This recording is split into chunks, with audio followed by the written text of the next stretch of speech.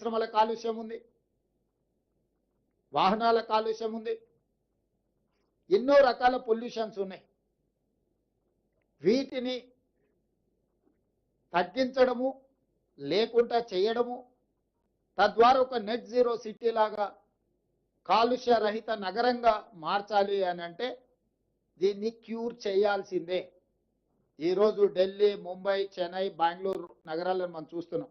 ఒక దగ్గర కాలుష్యం ఎక్కువ, ఒక దగ్గర వరదలు ఎక్కువ, ఇంకొక దగ్గర ట్రాఫిక్ ఎక్కువ, ఇంకొక దగ్గర శాంతి భద్రత లేకపోవడం, ఇట్లా రకరకాల సమస్యలతోనే ఆయా మెట్రోపాలిటన్ నగరాలు ఈరోజు ఒక క్రైసిస్ని ఎదుర్కొంటున్నాయి, ఒక సంక్షోభాన్ని ఎదుర్కొంటున్నాయి. వీటన్నిటి దృష్టిలో కోర్ అర్బన్ రీజియన్లో ఒక పారదర్శకమైన నిర్ణయాల ద్వారా భవిష్యత్తులో ఇలాంటి సంక్షోభాన్ని నివారించడానికి, కాలుష్యాన్ని తొలగించడానికి, ప్రణాళికబద్ధమైన అభివృద్ధిని చేయడానికి ఈరోజు కోర్ అర్బన్ రీజియన్ మొత్తాన్ని 2170 స్క్వేర్ కిలోమీటర్ల ప్రాంతాన్ని సర్వీస్ సెక్టర్ కింద మారుస్తున్నాం.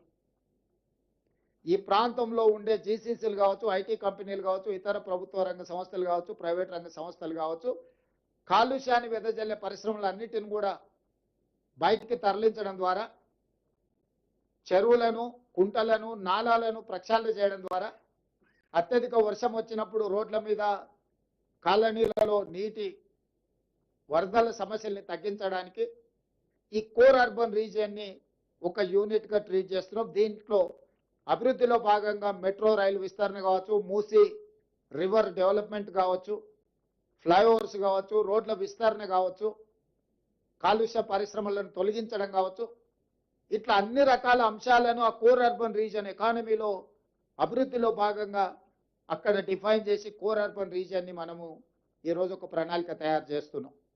అదేవిధంగా outer ring road out side కొత్తగా ఇప్పుడు రీజనల్ రింగ్ రోడ్ రాబోతుంది. సూత్రప్రాయంగా కేంద్ర ప్రభుత్వం ఆమోదించింది. రీజనల్ రింగ్ రోడ్డును మనం ఈరోజు ప్రకటించుకున్నాము.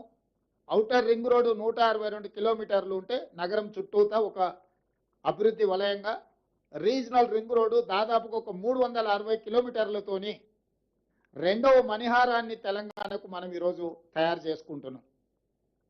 దీన్ని పెరి అర్బన్ రీజన్ ఎకానమీ కింద ఈరోజు మన పాలసీలో మనం తెచ్చుకోబోతున్నాం. పెరి అర్బన్ రీజన్ ఎకానమీ అంటే ప్యూర్. ఈ ప్రాంతంలో మ్యానుఫ్యాక్చరింగ్ జోన్, ఈ ప్రాంతంలో భారత్ ఫ్యూచర్ సిటీ ఉండొచ్చు, చందన్వెల్లి, సీతారాంపూర్ ఫార్మా కంపెనీల ఐటీ సెజ్లు ఉండొచ్చు, రేడియల్ రోడ్స్ ఉండొచ్చు, మెట్రో విస్తరణ ఉండొచ్చు, ఇతర రాష్ట్రాల నుంచి, ఇతర దేశాల నుంచి రావడానికి అవసరమైన ప్రణాళికల్ని ఈరోజు ఈ పెరి అర్బన్ రీజియన్ ఎకానమీలో భాగస్వాములను చేస్తున్నాము. దీన్ని షార్ట్ ఫామ్లో ప్యూర్ అని మనం పిలుచుకోదలుచుకున్నాం.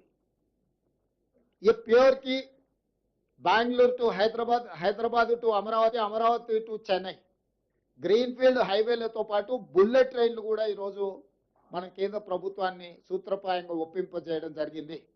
దీంతో దూరము తగ్గుతుంది. డెడికేటెడ్ గ్రీన్ఫీల్డ్ హైవే, ఎక్స్ప్రెస్ హైవేలు వేయడం ద్వారా, బుల్లెట్ ట్రైన్ ద్వారా రవాణా సులభతరం చేస్తున్నాం. భారతదేశంలో సముద్రపు ఒడ్డు లేని రాష్ట్రం తెలంగాణ రాష్ట్రం. ఒకప్పుడు నిజాం ప్రభుత్వంలో మచిలీపట్నం పోర్టు కూడా మన దగ్గర ఉండేది, నిజాం రాజ్యం ఉన్నప్పుడు. ఈరోజు మనం మచిలీపట్నం పోర్టు కూడా ఈరోజు కనెక్టివిటీ డెవలప్ చేస్తున్నాం. తద్వారా ఈ మ్యానుఫ్యాక్చరింగ్ జోన్లో సొంత దేశాలే కాకుండా విదేశాల నుంచి కూడా పెట్టుబడులను ఆకర్షించడం ద్వారా ఈరోజు అభివృద్ధి ప్రణాళికలు సిద్ధం చేస్తున్నాము. ఇవాళ తెలంగాణ రాష్ట్రంలో ఒకే ఒక ఎయిర్పోర్ట్ ఉంది, ఇంకా ఎయిర్పోర్ట్లు రావాల్సిన అవసరం ఉంది. పారిశ్రామికవేత్తలు అడుగుతున్నారు. అందుకే వరంగల్లో ఒక అంతర్జాతీయ స్థాయి ఎయిర్పోర్టు నిర్మిస్తున్నాం, ఆదిలాబాద్లో ఎయిర్పోర్ట్ నిర్మించాలనుకుంటున్నాం, భద్రాద్రి కొత్తగూడెంలో ఎయిర్పోర్ట్ నిర్మించాలనుకుంటున్నాం, రామగుండంలో ఇంకొక ఎయిర్పోర్టు.